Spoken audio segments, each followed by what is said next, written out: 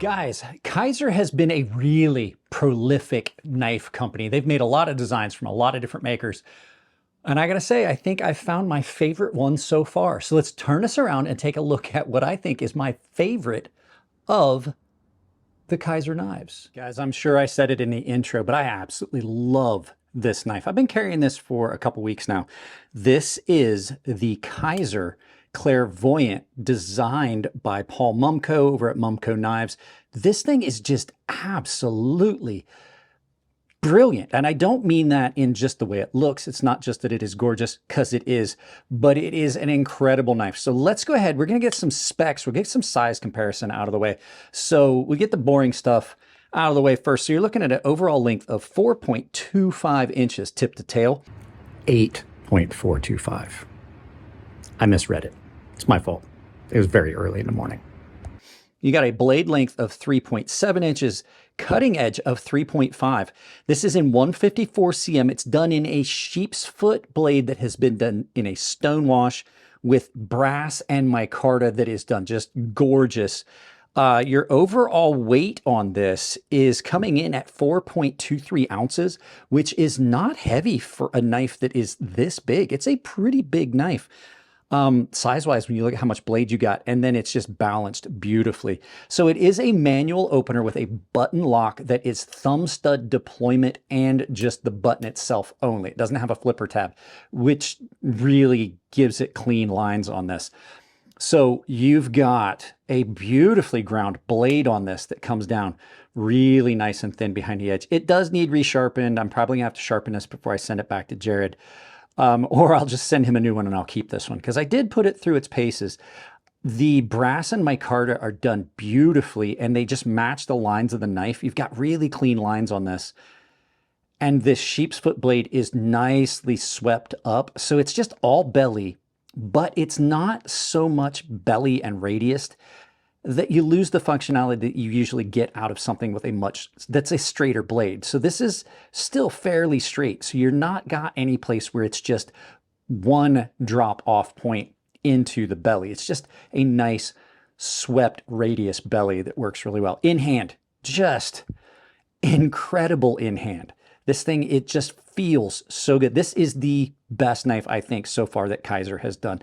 The only one I could think that would be up there with it is the Grazioso. That's another knife I absolutely love from them. The finish on this is done really, really well. So not only is the blade functional and everything else, but it is done in a really nice stone wash. It's going to hide a lot of scratches and damage. When you look at it here, you've got this marriage point where the brass and the micarta meet, and you almost can't feel it. But that weight just gives it almost a perfect balance. The handles come down nice and slim, but then thicken back up. So when you're in this pinch point here on these choils, you've got this just brilliant grip on this. It fills your hand where you want it. It pinches down where you don't, and it just locks that grip in and allows you to do some serious cutting. The action on it, super good, nice and smooth. It's got a good bit of jimping on the spine. It's not super aggressive jimping. It's not as aggressive as I typically like it, but it is still functional. It is not slippery like some other knives that I've had come in. I've liked both of the MUMKO designs I've had. The liners on this, lots of weight reduction. So even though you have these steel liners, you do not have like a tail heavy knife. It doesn't add a lot to it. And the fact that they coated them and then put them in here with this beautiful micarta backspacer. The micarta on this is just gorgeous, but it's not finished to the point where it's slippery. You can see it's gotten a bunch of hand oils and stuff on it. But when you do the material like this, when you do the backspacer in the same material as the handle, it gives it a very good look and feel, and it's a little bit more cost effective. No ugly lanyard hole in the knife because there's a post in there where you can tie your lanyard through. And then the pocket clip is it's just super comfortable in hand. It just makes this a great knife. I did a lot of cutting with this, and it screams through material. And the nice thing about 154 cm, 154 cm is one of those seals that still does strop up really nice. It's not a top tier steel, but you get a lot out of it. It sharpens easy, it strops back up nice, and it takes a very aggressive edge. And then, like I said, just the overall clean lines on this, where it just marries into this coffin, like this coffin, coffin-ended handle here. Just amazing. And the fact it is a button lock means you don't lose anything in the comfort of it, because there's no lock bar kicking over. You've got a safe lock where your fingers are out of the way of everything. Now, I can't say that everything about this knife is perfect, so we're gonna have to flip this around and look at the couple things that I have noticed that I'm not super over the moon about, but we'll do that just in a second. All right, so just a couple of things on this. I wish the thumb studs were just a little bit bigger. And aesthetically, I kind of wish that they were, I wish they were in brass. I wish they matched, because you already have this pop of black. Oh, I meant to mention this. There's a really nice micarta pivot collar on this. At any rate, like I said, I think that these would have looked a lot cooler if they had that pop of brass on the blade to match this, this bolster look to it, this bolster that's on it. I think that would have been really, really cool. And I kind of wish they were just a little bit larger. Not that they're too large or they're too small or anything, but I really wish they were.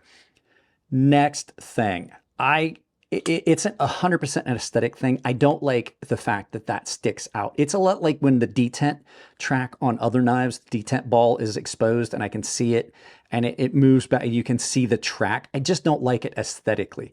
So I can see the point where the button lock drops in. You can see it when the knife is open, and I don't find that to be the most aesthetically pleasing point of the knife.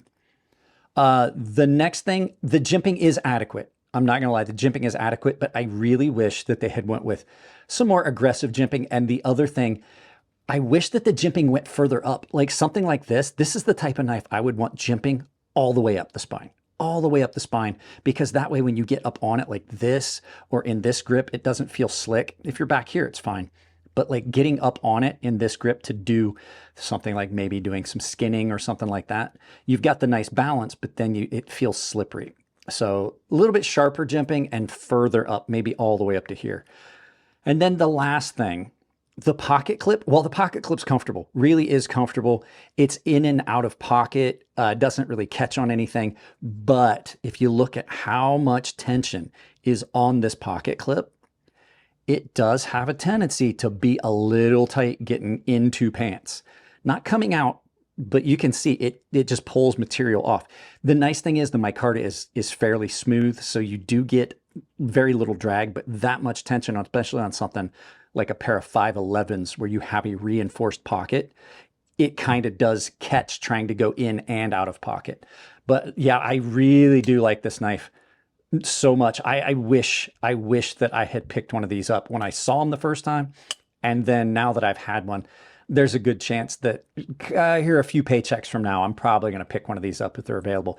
Is it a yup or not? Yeah, it is my favorite. This is my favorite Kizer so far, and that says a lot. There's the Beg Letter XL and several other really, really good knives from them that I love. So there you go, guys. This thing's cool. The Clairvoyant is a great, great knife. So let's turn this around, do some final thoughts, send you out about your day. This is absolutely a stunner of a knife. I wish that I had gotten to see one sooner, and I wish that I had more time with this knife. I'm going to get this sent back to Jared. I think I may be picking one of these up. Absolutely love this knife. It's just tip to tail. It is just a great, great knife, and it's not that expensive. You saw it, like I talked about in the specs. Great, great button lock on this. So guys, that's it on this one. You know what to do. Like, share, subscribe, drop the comments, hit the bell icon. Those are the best things you can do. It helps the channel. I have got a coupon code for a lot of different companies. KATSU Knives 10% off, Rosecraft Blades 10% off, Fair & Forged Knife Works 10% off. And if there's any stock left at Beyond EDC, you can save 40% with the coupon code crazysharp, all one word, all lowercase. I also have got 2 links that have discounts built into them down below. Coffee Brand Coffee, Tempered Trail. They are my preferred affiliates. Used to be sponsors, but they're not, it's not so much sponsors anymore. So, but Coffee Brand Coffee, amazing, amazing coffee that you're going to get freshly ground, freshly roasted as well. You're going to also see there's Blade HQ and all the other major knife vendors down below. That supports the channel. It doesn't cost you anything at checkout. You can also use my Amazon store. But if you guys really want to support the channel, absolutely go down and look at my memberships. I do giveaways, exclusive content, premium sharpening tutorial series, and there is a private Discord that you guys can get in on and hang out there and ask questions. Guys, that's it on this one. I love you. I'll keep it clean in the comment section. If it's your birthday, happy birthday. I'll see you in the next video.